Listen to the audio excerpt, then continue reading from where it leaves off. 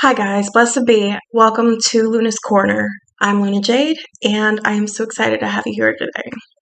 So we will be talking about what I call the pull, and it's referred to as basically that first feeling that you had when you first started this. Um, I will be doing a quick walkthrough on paganism as well. The ands, ifs, buts, whys about it. I'll also be talking about the branches of paganism. So, let's begin. What has called you to this? I know you've asked yourself probably this at a certain point, but what do you feel has called you to this lifestyle, this religion, this anything that you want to call it? How do you make your way here? Is it the certain urge to find a certain purpose that you have in life? Is it family? Do you come from a long line of witches? Your mother, grandmother, so on and so forth? Is it feeling empty, like something's missing in your life? Is it your current religion is not really working for you? Like it doesn't go hand in hand with your idea and your morals and what should be a religion.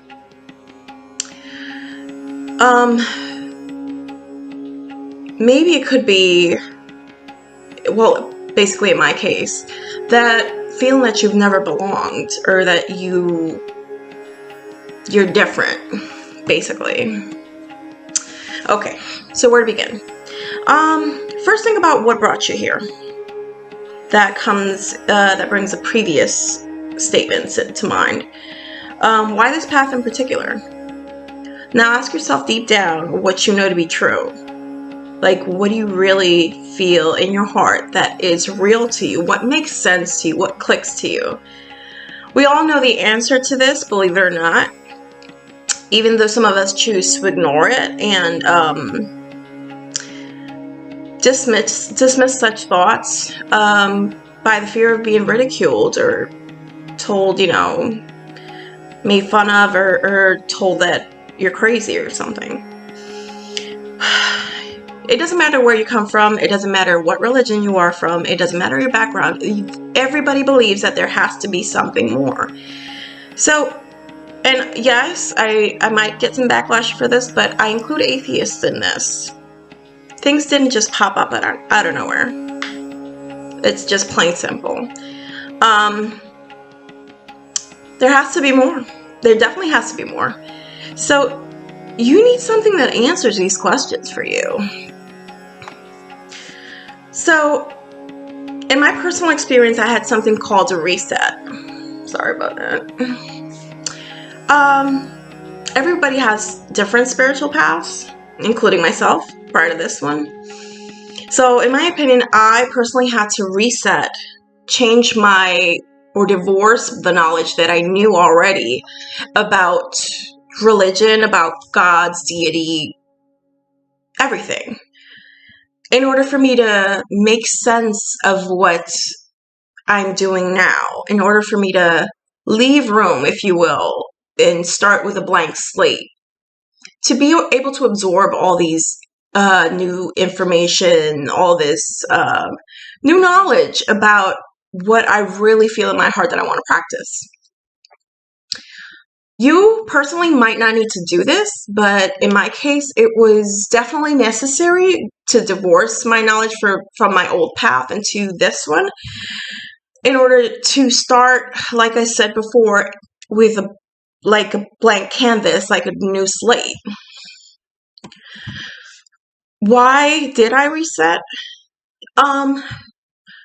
The religion I practiced before turned their nose up quite a bit on paganism. They still do, obviously. And they spoke ill about it. And it didn't really go with my current beliefs. It made me question a lot. So the whole thing, my whole religion, my prior religion, spoke of a heaven and a hell and some kind of a designated evil bearer that controlled all in that sense of the word. called Lucifer among a million other names. So this evil bearer was supposedly had horns and lived in a dark underworld, and that was plagued by flames and pain and suffering. And if you didn't follow this, what I call a rule book, to not be disrespectful, that's where you would go when you would pass on, to be tortured and suffer for the rest of eternity. Does this sound like something that you believe? Does this make sense to you? Hey, if the previous statement makes sense to you, then just simply follow the path that you're currently on. And you might be able, I've actually read of pagans that merge paganism with Christianity. They're called Christian witches. They still follow a lot of the old scripture known in Christianity, and they intertwine it with paganism. I don't know particularly how that works, but it seems to work out fine with them. For me personally, I can't make sense of it because of the simple fact that they speak very, very bad about pagans in the Bible. And I feel like it's a contradiction to believe in both things. But to each their own. And if you do, that's power to you. That's definitely up to you, and there's nobody that can tell you different. Branches of paganism? Yes, they do exist. Various branches of paganism that extend from Wicca to Slavic to Celtic to Norse. The list goes on. It all depends on your background and your beliefs. Let's talk about paganism. It's composed of a diverse community with some groups concentrated on specific traditions, practices, or elements such as ecology, witchcraft, Celtic traditions, and even certain deities. Wiccans, Druids, shamans, sacred ecologists, Odinists, heathens, all make up a great part of the pagan community. Let's talk about Wicca. Wicca is a predominantly Western movement whose followers practice witchcraft, and it's a lot of nature worship. And they see it as a religion based on pre-Christian traditions. Of Northern and Western Europe, it spread throughout England in the 1950s and subsequently attracted followers in Europe and the United States after that. But here when I say pre-Christian, so this is older than what the Christian religion is. Despite what a lot of you guys believe, and I completely respect your beliefs, but it goes further back than Christianism itself. So not only Wicca, paganism goes way back. And to have something be practiced like Christianism, and have it look like a lot of aspects of paganism and Wicca and all those old traditions, it's kind of funny when you think about it. This source I got from Britannica.com, so you can go ahead and do your research on your own and see what you want to believe. Next up is heathenry. Also known as heathenism, contemporary Germanic paganism, or also Germanic neo-paganism. It's a modern religion based on literary archaeological resources for religious purposes. That's a mouthful. But a lot of that word heathen is used in a despective kind of manner, and it just means person from the hills or country person, and a lot of people would take offense to that. Anyway, moving on. I will talk to you a little bit about my own path. Let me just fix this up a little bit. All right. Now, my path. Okay. So I began when I was 15, and intermittently throughout my whole life. I remember the first time I started peeking into this whole world that I felt some sort of the sense of liberation, the sense of freeness, the sense of happiness. And that's how I knew that this was the path for me. I was free to believe anything that I felt that was right, in my own aspect anyways. I did have to leave the path for various years due to my background and my culture not supporting it. And then a couple years after, I experienced what I call the pull. And I call it the pull because it really it awakens you and it pulls you. It's like a magnet. It pulls you to it without you even knowing, without you even having the slightest knowledge in this whole path. Out of nowhere, I began retracing my steps again, began to see where I left off when I last practiced. Now as an adult, I feel that void is being filled and that thirst for knowledge is being quenched. Not to mention, back then there wasn't a lot of free and available knowledge on what Wicca is or paganism. So, more than not, I see myself often overwhelmed by the vast knowledge out there that I keep on researching and I keep on reading, and I feel like the urge to know more and more, and that's amazing. That's an amazing feeling because it's a brand new thing.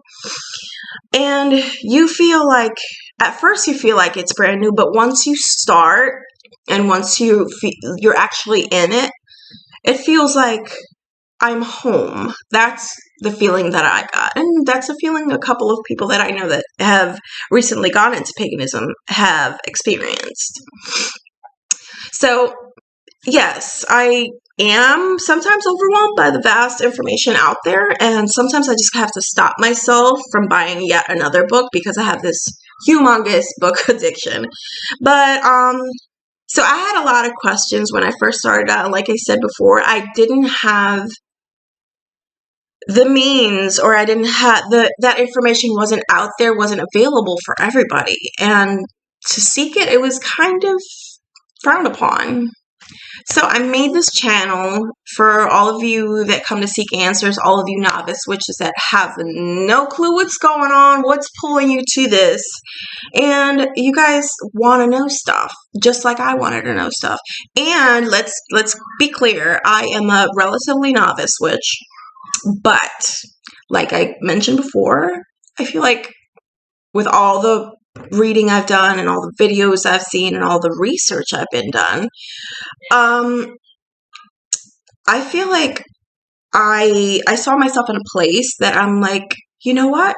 I should definitely help people out there that have seen that they're have been in my place and have seen what kind of questions you have. You know, I've seen this online a lot in Facebook groups, and they feel lost. And that's a feeling that I had. And I wish I had somebody back in when I began that could answer all those questions, that could help me out. So I'm here exactly for that, to help whoever has answers, whoever has come to seek basic questions, because my knowledge it reaches so far, that I'm able to help in any way, that I'm, you know, since I keep on researching and reading, you can leave a comment.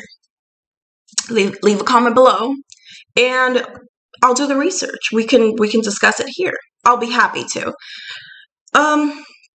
Also, feel free to correct me if I don't say something that is respectful, or if I leave something out that you might have the knowledge of and I don't. something that I might not be well versed in and you might be.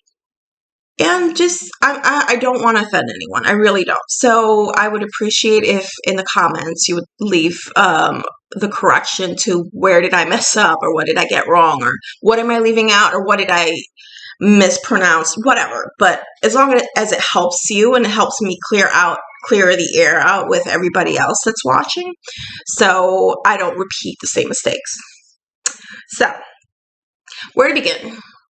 Personally, like I said, I love reading anything that I can get my hands on. I think reading is an absolute great place to start.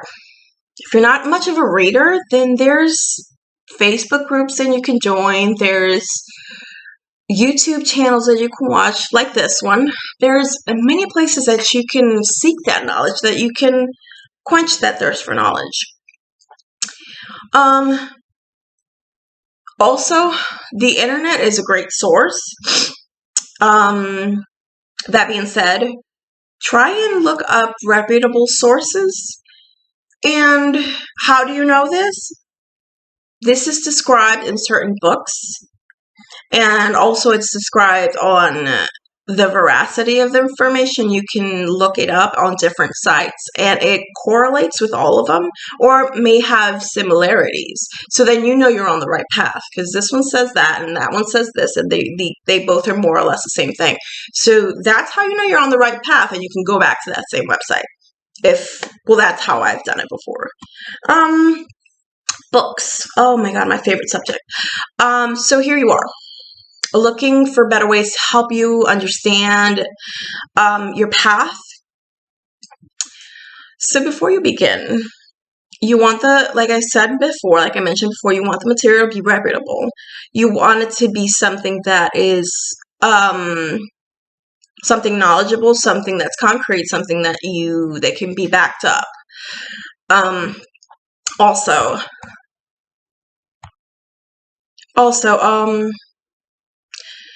before you purchase a book, make sure you read the reviews on it, because it might be a great author, but if the way the author breaks down the material or expresses himself doesn't quite get your attention, it really doesn't matter what you read. You're not going to be able to absorb that information. So please make sure that that something grabs your attention and something keeps you engaged so you can absorb it better. I'm speaking of experience. I've gotten into books where I'm like, what am I reading? So that being said, I have a couple of books for beginner witches that help me along the way, and I'm pretty sure that a lot of you, if you guys are in groups on Facebook, have heard of them. I will get into that later, but the authors, reputable authors, are between Scott Cunningham, Lisa Chamberlain, and Janet and Stuart Farrar, to name a few, because there's plenty out there. This book, which is in reverse right now, but I'll figure it out later. This book is Scott Cunningham's Wicca, A Guide for the Solitary Practitioner. Now, I know that this is a Wiccan book, but this has a lot of the pagan things and rituals in nature, and a lot of the basics that you as a pagan witch can also practice from here. If you don't feel comfortable with this one, I have another one that is called The Witch's Bible from Janet and Stuart Farrar. Looks like this. It's a little thick baby. And I have a lot of tabs on them because I like to keep little notes and see what I can go back to and what is most important for me. That has helped me out greatly in this path. So this one is a great book as well, so that is definitely a must-have.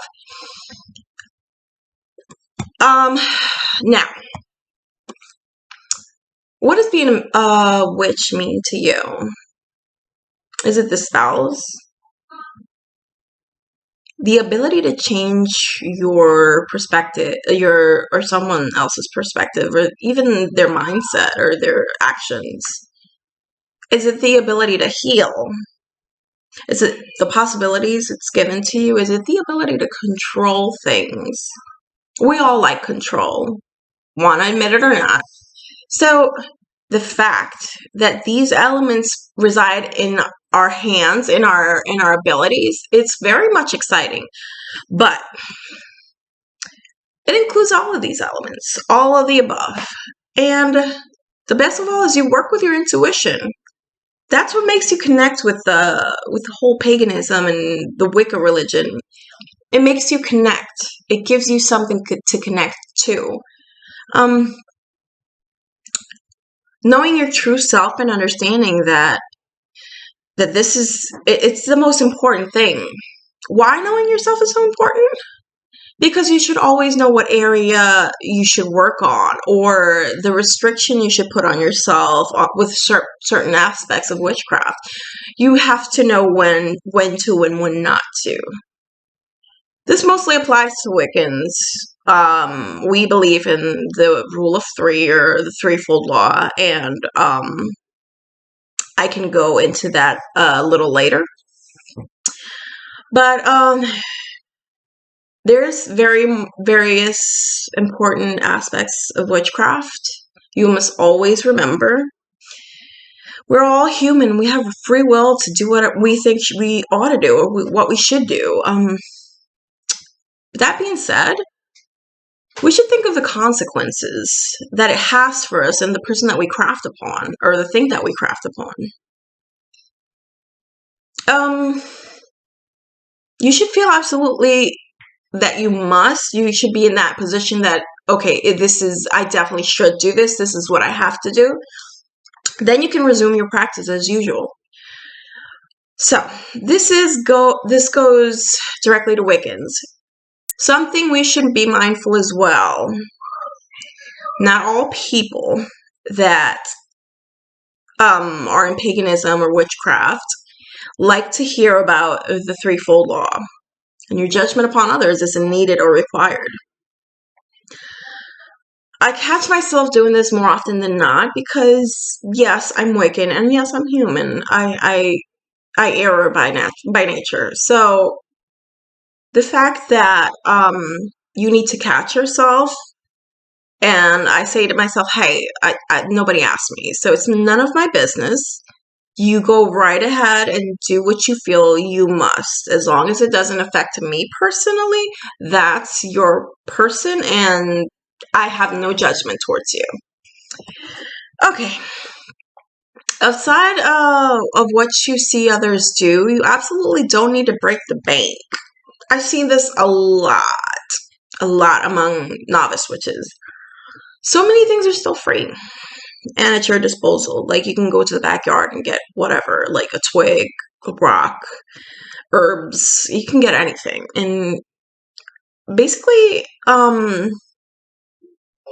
this knowledge is at your disposal. Like, it's very easy to figure out what herb is what, or very easy to know what can you use for what. A lot of videos on YouTube, groups on social media, and these can instruct you on how to do so. And how to carry your practice. I see a lot of people buying unnecessary things, like I said, novice witches, trying to fit into that, whole witchy vibe. Well, it's a brand new thing, and everybody's like, oh, like, this is trending. If you're getting into this because it's trending, then you're in the wrong path. That being said,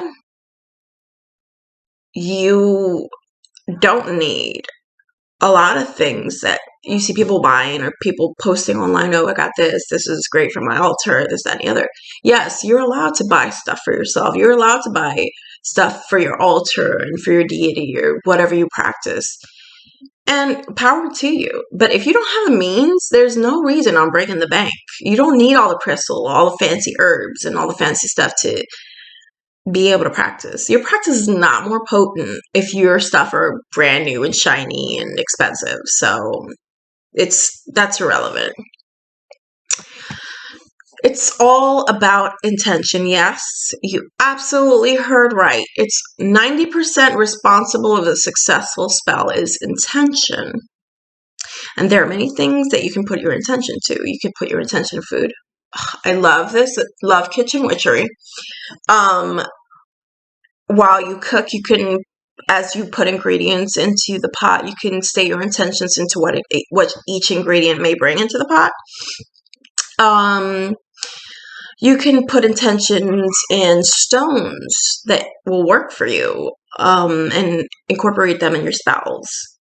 You can place intentions in your garden. You can grab some seeds and place your intention in the seeds and plant them in your garden, and while they grow, they will work for you.